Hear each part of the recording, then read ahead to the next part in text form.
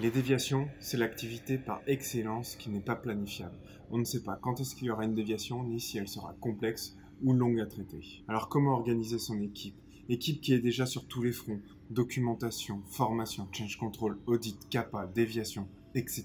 Comment gérer la charge capacité tout en s'assurant que les déviations seront gérées dans les temps sans pénaliser les autres activités? Deux grandes tendances se dégagent sur les sites. L'organisation en flux ou l'organisation par type d'activité. Après 9 ans d'expérimentation et une quinzaine de sites, ma conviction, c'est qu'il faut des investigateurs dédiés, des personnes expertes de l'investigation qui ne font que ça, traiter les déviations et gérer les CAPA qui en découlent. Dans cette vidéo, je vais vous expliquer pourquoi et comment gérer les impacts si vous voulez adopter une telle organisation.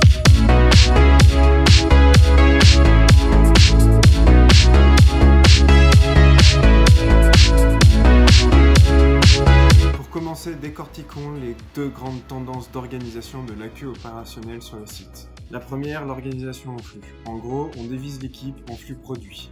Les AQ sur le terrain gèrent toutes les activités pour un même produit ou plusieurs produits, en tout cas un flux produit. Ils sont en charge des déviations, de la documentation, de la formation, des change control, des CAPA, des audits, etc., etc. Bref, ils sont en charge de l'ensemble des activités, mais sur un secteur ou un périmètre plus limité. La deuxième, c'est l'organisation par les activités. En gros, on a des personnes qui ne font que traiter des déviations et des CAPA, d'autres qui font de la documentation et de la formation, d'autres des projets de plus long cours ainsi que les change control, etc. Et enfin, il y a toutes les organisations entre deux. Et bien entendu, le nombre d'acteurs par activité dépend de la taille du site et du nombre de produits, etc.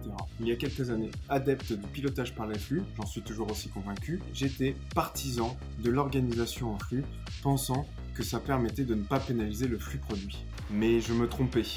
Voici pourquoi il est plus efficace d'adopter une organisation avec des investigateurs dédiés. 1. Le découpage des activités. Découper les activités en flux produits est un vrai challenge. Le volume d'activité d'un flux dépend du nombre de lots. On essaye donc de rattacher plusieurs produits à ce flux pour avoir un volume d'activité homogène entre les flux. Mais selon les produits, il y a une grosse variation d'un mois à l'autre, et d'une année à l'autre, c'est encore pire. Du coup, il y a toujours une sorte de déséquilibre dans les volumes d'activité entre les flux. En deux, c'est la priorisation. Qu'est-ce qui est le plus urgent? Clôturer la déviation sur le lot que l'on attend pour la libération? Revoir un dossier de lot? Clôturer l'action qui est attendue depuis des mois pour finir le change control? Ou répondre à la question du client qui est en attente? Difficile à dire. Et pourtant, avec une organisation où les équipes sont découpées en flux, ces questions sont quasi quotidiennes. Et si je vous demande quel est le plus urgent entre deux produits, vous arriverez plus facilement à me donner la priorité.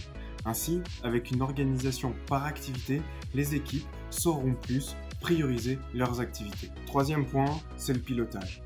Quand tout le monde fait un peu de tout, tout le monde doit être au courant de tout. Voilà pourquoi la réunion Meet. On multiplie les réunions et on multiplie les participants. Alors que si vous adoptez des investigateurs dédiés, ils ne participeront qu'aux réunions en lien avec les déviations et les CAPA, et c'est déjà largement suffisant. Ainsi, on libère du temps à tout le monde pour ce qui compte vraiment, traiter les sujets. Le quatrième point, c'est les compétences.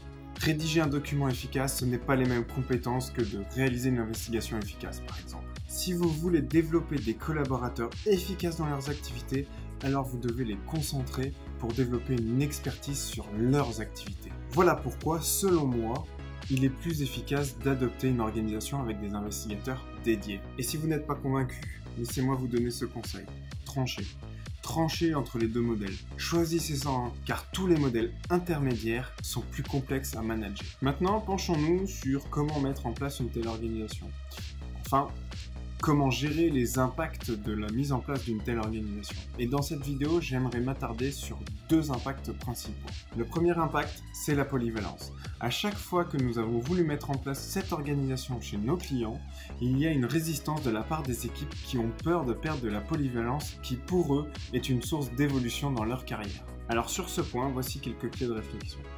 Tout d'abord, et je vais peut-être choquer, mais il me semble que la priorité c'est d'avoir une organisation qui fonctionne. Car avec une organisation qui fonctionne, les collaborateurs pourront s'épanouir.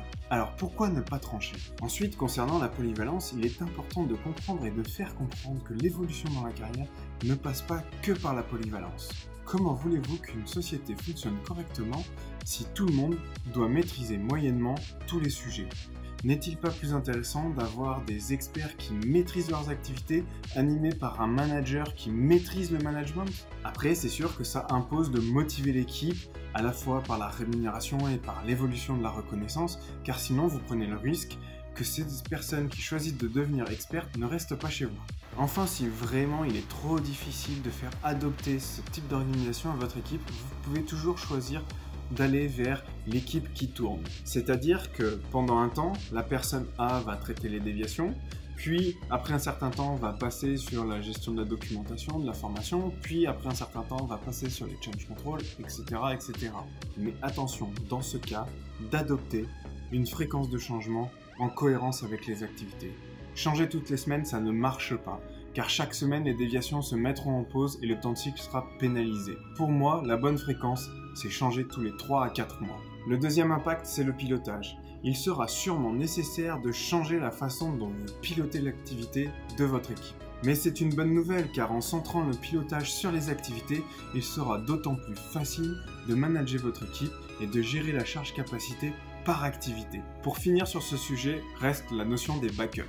Si vous avez plusieurs unités de production sur le site, prévoyez plutôt des backups multi-unités en se basant sur les activités. Par contre, si votre site est petit et que votre taille d'équipe est limitée, alors préférez adopter l'équipe tournante. Voilà, vous l'aurez compris, je vous conseille fortement d'adopter l'organisation avec des investigateurs dédiés. Chez tous mes clients chez qui j'ai trouvé ce type d'organisation, les déviations étaient mieux gérées, à la fois en termes de qualité, mais aussi en termes de temps de traitement. Si vous avez des contre-arguments, n'hésitez pas à les partager en commentaire. Si vous avez trouvé le contenu de cette vidéo intéressant, mettez un pouce en l'air et partagez la vidéo pour qu'ensemble nous puissions changer les organisations qualité de nos sites de production. La semaine prochaine, je vais vous partager une pratique qui va vous faire gagner rapidement des jours dans le temps de traitement des déviations. Un mode de pilotage qui a permis à l'un de mes clients de diviser par 2 le temps de traitement des déviations en seulement quelques semaines.